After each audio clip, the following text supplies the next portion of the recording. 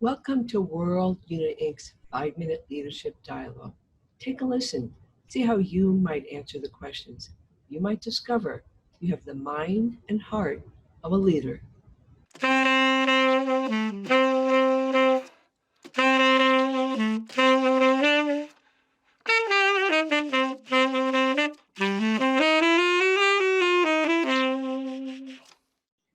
Good morning, Oz. Thank you for taking the time to speak with us. As you know, 50 mayors across the nation have declared racism a public health crisis. What are two qualities you believe healthcare providers need to cultivate to overcome racism? Great to see you, Sarah, and thank you for the work that you do with World Unity. For me, caregivers' response begins with embracing the concept that we're always learning from each other, that the best trained clinician needs to be fully competent in cultural nuances, but most importantly, remain humble and focus on listening and recognize that delivering care with respect and treating each patient and loved one with dignity is fundamental to how the patient receives the care. And as you know, Oz, there's what's called unconscious biases, and all human beings have it. We all have it. So, what do you do to help you overcome yours? Very good question. And, I think of myself as an observer in how we relate to each other and the assumptions that often are unconscious that we make about others. Assumptions which come across in both the words we use and the actions that we take speaks volumes. I come to this from a seasoned experience of having a visible difference in the treatment I've contended with and must overcome. Intentional or not, I know how it feels to be judged and the impact it's had. I am doubling down on my own self-awareness over the last year or so, especially during the work around United Against Racism. I've been more focused on my own actions as a white Latino man. I can't lead this work if I don't continue to evolve in acknowledging and addressing my own biases and misperceptions. And Oz, as you said, you have a disability and it's visible. So, what did you have to cultivate within yourself to overcome the assumptions and biases people made about you?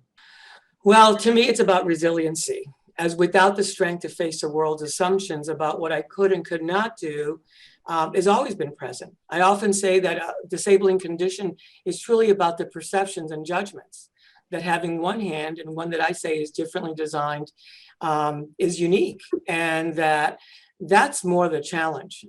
It's a constant reminder that my limb difference is unique and that I have the responsibility to overcome those assumptions by continuously proving that I'm just an average guy. To change minds and hearts, you must find your voice and confidence to address and break those barriers. It's tiring. I also believe being resourceful and having a really strong sense of humor has served me well. And as you said, Oz, fitting in, we all want to fit in. So, Oz, you clearly care about this issue and you've done work on yourself, as you said.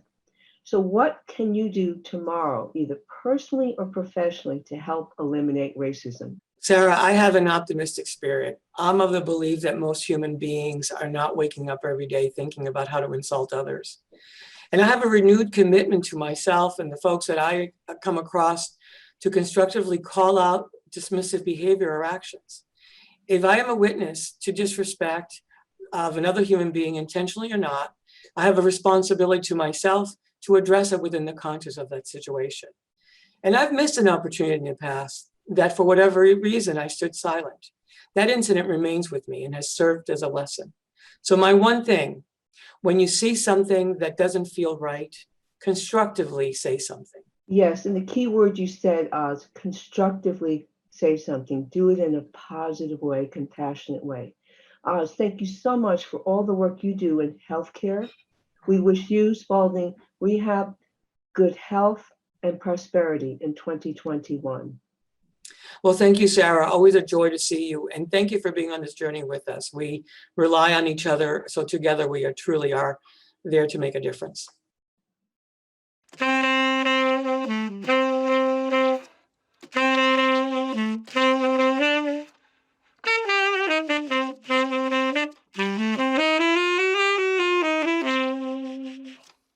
Thank you for taking the time to listen to a leader.